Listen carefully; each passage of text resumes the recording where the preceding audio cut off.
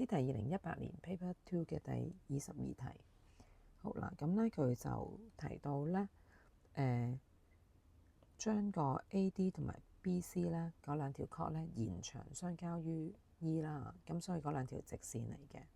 好啦，跟住咧佢就呢度有個資料要留意啦，咁佢就話個 BD 咧同個 DE 一樣嘅，咁即係呢個長度同呢一樣，咁即係個等腰三角形啦。咁咧跟住有隻66度，就係個 BAC 嘅直角呢一個位，仲有一隻30度，就係呢一個。好啦，咁就冇其他資料啦。咁而家咧就叫你揾翻佢而家 mark 住嗰隻 CED 嘅直角啦，要揾呢一隻。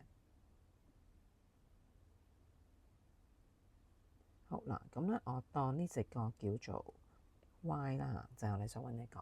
好啦，咁首先咧睇嗰個等腰三角形先。咁由於嗰兩條邊一樣嘅話咧，呢隻角咪同嗰隻係 base angles of isosceles triangle，咁所以呢隻都係 Y 啦。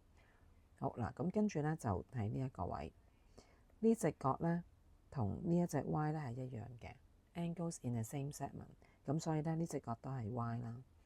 好嗱，咁然之後咧就睇呢一個三角形。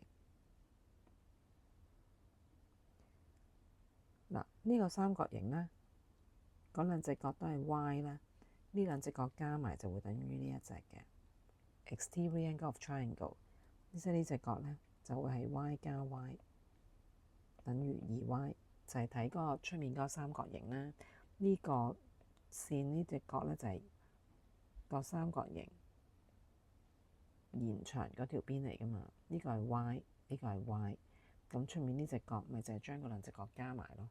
好啦，咁然之後咧，我哋最後咧睇翻呢個三角形，咁我哋咧已經有齊晒咧呢個三角形咧嗰啲角，有啲係數字，有啲未知數啦嚇。咁咧，你望住呢一個三角形 ABC，